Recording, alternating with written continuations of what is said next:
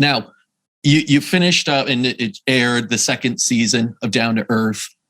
It was another great season. You were in Australia most of the time. And what was the like highlight or something you learned there that you hadn't known before that kind of hit you a little bit deeper?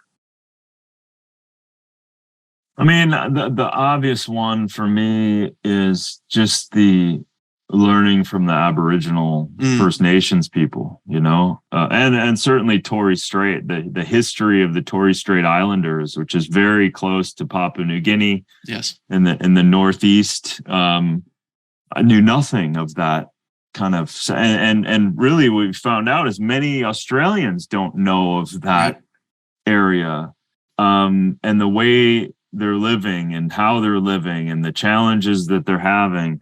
But also just the openness, just the first vibe from every Indigenous person was just like it was just there. You can feel the inclusiveness innately within their hearts and within their actions, and it's almost to the point where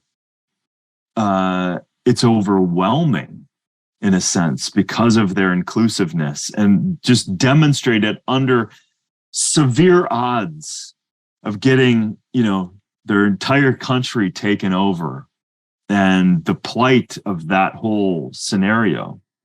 And yet you show up, and the warmth and the giving and the care and the openness, that set such an amazing tone for the series, because those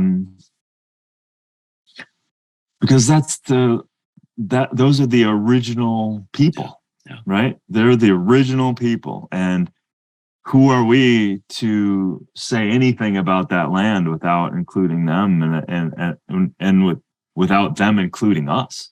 Right. And then, the whole series just peppered with, I'm always just blown away by the inspired people doing amazing things, right? So, the simple things of, a few grams of asparagopsis from the sea eliminates methane in a cow by over 90%. Like, and even though I don't like animal agriculture at that scale, it's something that you could like fix immediately. And it's just like, it also screams at me that the misdirection of our agencies again, and the government's priorities, when you have committed people around this planet that are making extraordinary, amazing progress, that it's very clear that the government leads nothing. That we as people lead everything. Right. So that's where it touches me. And of course, swimming with wild dolphins and swimming in the Great Barrier Reef and seeing the intricacy of a very, radically different ecosystem that might as well be on the moon. Right. So, it's touched by the people and touched by. I mean, for me, it definitely brings me this understanding that, our ancestors and ancient wisdom is nothing to be scoffed at or think of as or belittled because they didn't have the technology we have now. And we find ourselves all, important because of that, and laugh maybe at people that look to the stars back. Like, I find that incredible arrogance in a sense. And that's probably why we're out of touch with nature and sicker than we've ever been. 100%. And secondly, what I pull out of that is the amazing ability for nature to provide solutions we never even knew we'd have problems to, right? It's almost like when you look at something like 5G and EMF, which is very new, and then you look at something like shungite and other types of, materials that basically counteract that.